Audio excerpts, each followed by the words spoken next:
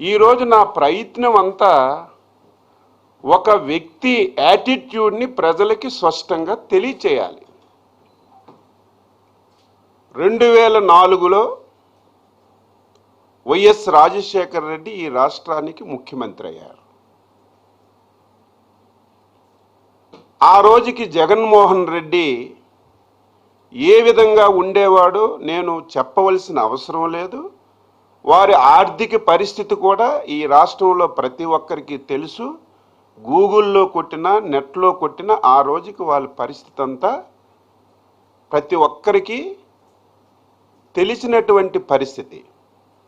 2014, 2004 మధ్యలో మొదటి రాజశేఖర రెడ్డి ముఖ్యమంత్రిగా 2004లో అయ్యేటప్పుడు తండ్రి అధికారాన్ని అడ్డం పెట్టుకొని వేదనగా డబ్బులు సంపాదించాడు. దాని జోలికి కూడా అవసరం లేదు, వెళ్ళవలసిన అవసరం లేదు, అందరికీ తెలుసు. కానీ ఆయన యాటిట్యూడ్ ఏంటంటే తండ్రిని మానసిక క్షోభకు గురి చేశాడు. నిరంతరం ఇంట్లో ఏ విధంగా గొడవ పడ్డారో, ఆయన ఈ రాష్ట్రంలో ఉంటే అనునిత్యం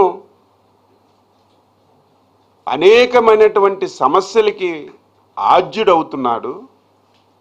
ఈ రాష్ట్రంలో ఉంటే నాకు క్షోభతో పాటుగా ఈ రాష్ట్రానికి తీవ్రమైనటువంటి నష్టం జరుగుతుందని చెప్పి ఆ రోజే రాజశేఖర రెడ్డి జగన్మోహన్ రెడ్డిని బెంగళూరు పంపించిన విషయం మనందరికీ తెలుసు.